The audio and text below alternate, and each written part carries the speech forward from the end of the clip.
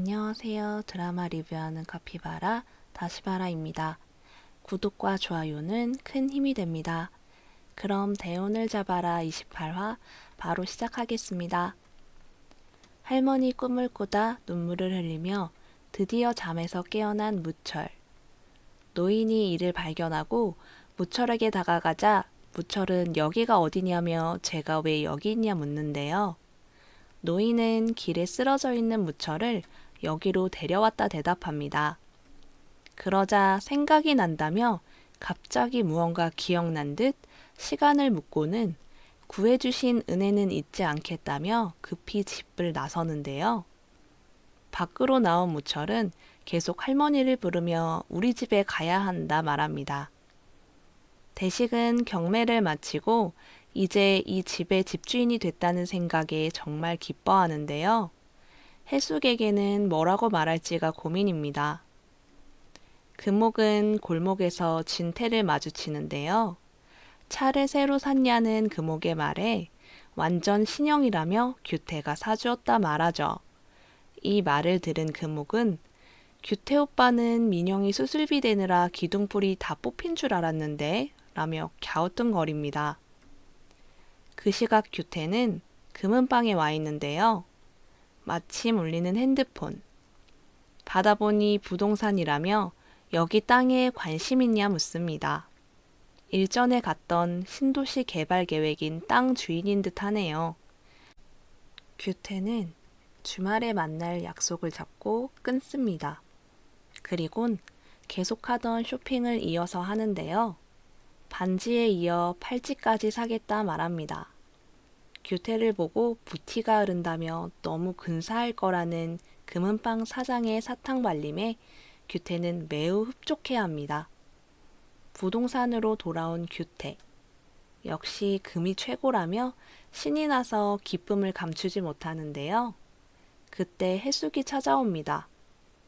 어쩐 일이냐 묻는 규태에게 해숙은 혹시 우리 남편이 집 이사 가는 거에 대해 뭐라 말한 게 없었냐 묻죠. 그동안 무철이 일 때문에 정신이 없었다며 집을 좀 다시 알아봐 주겠다 말합니다. 해숙은 속으로 아파트 미분양분을 사고 싶다고 말하면 안 되겠지? 아유, 전문가를 앞에 두고 묻지도 못하고 답답해 죽겠네 합니다. 그러다 규태가 착용한 순금 액세서리들을 발견하고는 무슨 조폭 똘마니도 아니고 웬 촌스러운 금목걸이냐 생각하는데요. 겉으로는 목걸이, 팔찌, 반지 다 예쁘다 말하죠. 규태는 기분 전환 겸 한번 사봤다 말하는데요. 곧 해숙이 나가자 다들 보기에도 멋있나 봐 라며 행복한 착각에 빠지는 규태입니다. 해숙은 건물을 나오다 앞에 수산물 트럭을 발견하고는 잔뜩 사는데요. 미진에게 가져다 줍니다. 꽃게 좋아하는 딸을 위해 사왔다며 아무도 없을 때 배 터지게 먹으라 말하는 해숙. 나 꽃게 먹고 싶었는데 역시 나 생각해주는 건 우리 엄마밖에 없다며 감동하는 미진입니다. 근데 이렇게 쓸 돈이 있냐며 걱정하는데요. 마침 집에 돌아온 시어머니. 해숙에게 인사를 합니다. 미진은 엄마가 저 먹으라고 이것저것 장을 봐오셨다며 보란듯이 얘기하죠. 그런데 해숙이 갑자기 광식 얘기를 꺼냅니다. 허서방이 요새 오토바이 타고 배달 일을 하고 있던데 알고 계시냐며 일 관둔 지가 언젠데 아직도 취직을 못하는 게 이해가 되냐 묻죠. 이 말을 들은 시어머니는 저도 말 나온 김에 한 말씀 드리겠다 합니다.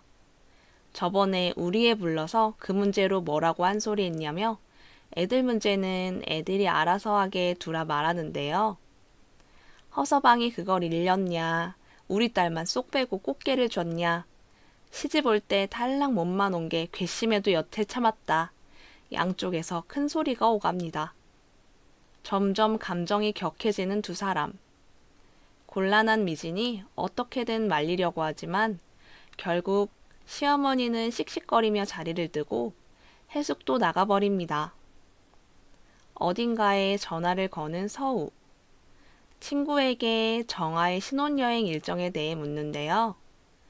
오늘 돌아온다는 말에 알겠다며 끊습니다. 신혼여행을 마치고 돌아오는 태영과 정아. 태영에게 전화가 오는데요. 정아는 지웅이라고 적힌 이름을 보며 친군데 받아보라 말합니다. 태영은 당황해하며 등 떠밀려 어쩔 수 없이 전화를 받는데요. 지웅이라 저장된 사람은 다름 아닌 서우입니다.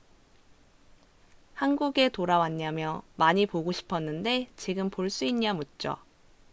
집에 가야 해서 안 된다 대답하는 태영에게 그럼 내가 가겠다며 지금 눈앞에 태영이 보인다 말하는데요. 이 말을 듣고 태영이 두리번거리자 내가 주소 보낼 테니까 그리로 오라 말하는 서우. 태영은 정아에게 일이 생겼다는 거짓말을 하고는 서둘러 서우에게로 향합니다.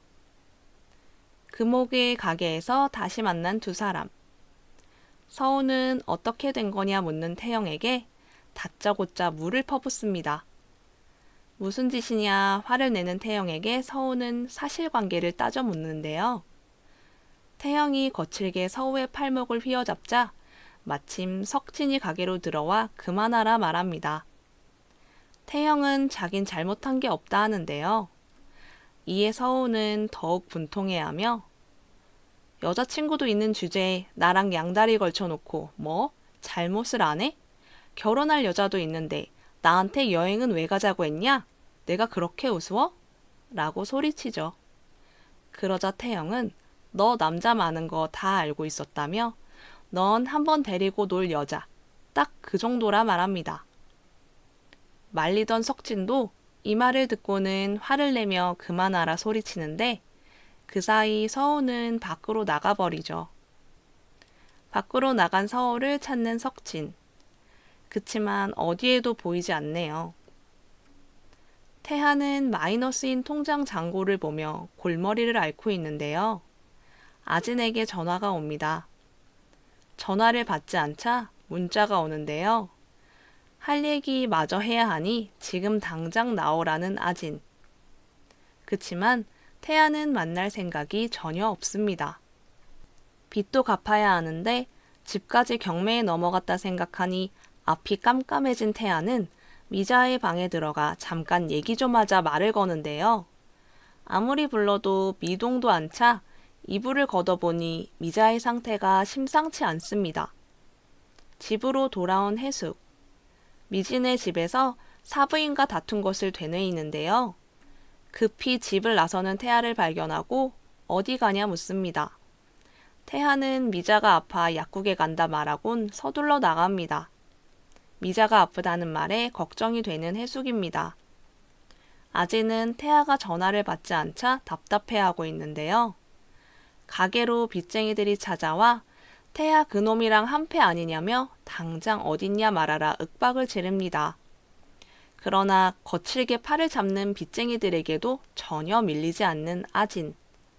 니들만 돈 떼였냐? 나도 떼였어! 라 말하고 지금 눈에 뵈는 게 없다며 어디 죽여보라 소리칩니다. 한편 무너진 집들만 가득한 어느 동네에 도착한 무철. 만영이네 집도 없어지고 승한이네 집도 없어졌다며 어리둥절해합니다. 그러다 어느 집 앞에 멈춰서서 우리 집이 없어졌다며 할머니는 어디 갔냐 울먹이죠. 그러다 머리가 깨질 듯한 두통이 몰려옵니다. 태하가 사온 약을 힘겹게 먹고는 도로 눕는 미자. 태하는 방 밖으로 나와 내가 사기만 안 당했어도 우리 집이 이 지경은 안 됐을 텐데 라며 후회합니다. 대식은 계속 이 집을 산 걸 해숙에게 어찌 말할지 걱정입니다. 일단 최대한 기분을 맞춰주고 화풀게 하는 수밖에 없다 생각하죠. 상다리가 휠 듯 진수성찬을 준비한 해숙. 오늘 무슨 날이냐 묻는 아진의 말에 네 아빠 비위 맞춰주는 게 오늘 내 미션이라 속으로 생각하는 해숙입니다. 해숙과 대식의 미션이 서로 같네요.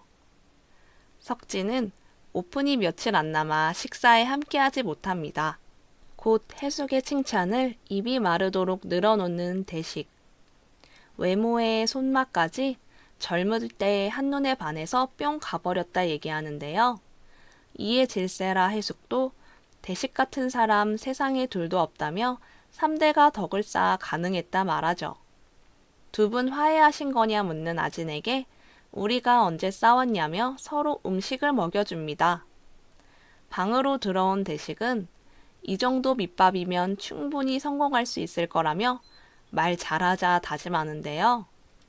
해숙이 뒤따라 들어오자 고생했다며 안마까지 해줍니다. 그런데 할 말이 좀 있다고 선수를 치는 해숙. 마찬가지로 대식도 할 말이 있다 말하죠. 해숙은 백화점에서 새 가구를 샀다며 세일이라길래 계약금만 미리 걸어놨다 합니다. 깜짝 놀라더니 이내 웃음을 지으며 잘했다 하는 대식. 해숙은 대식의 반응에 더욱 놀라는데요. 그러더니 대식을 와락 끌어안고는 그동안 돈 못 쓰게 해서 진짜 답답했다며 이제야 숨통이 좀 트인다 말합니다. 복권에 당첨된 게 이제야 좀 실감이 난다며 정말 좋아하는데요. 이제 새 아파트에서 우리 인생 다시 시작해보자며 평생 잘하겠다. 내 의견 따라준 거 평생 잊지 않겠다 하죠. 그 말을 듣고든 하려던 말이 쏙 들어간 대식은 결국 하려던 말을 꺼내지 못합니다. 밖에 나와 뭔가 골똘히 생각하는 대식. 그 시각 무철은 두통을 호소하며 할머니를 찾아 헤매고 있는데요. 목숨을 구해줬던 노인을 다시 찾아갑니다. 기억이 잘 안 난다며 얘기하는 와중에 달력을 발견하는데 2025년입니다. 어리둥절해하다 거울 속 자신의 모습도 보게 되는데요. 왜 이렇게 늙었냐며 놀라는 장면을 끝으로 이번 화도 마무리됩니다. 어떻게 보셨나요? 그럼 저는 다음 화로 찾아뵙겠습니다. 시청해주셔서 감사합니다. 구독과 좋아요는 큰 힘이 됩니다.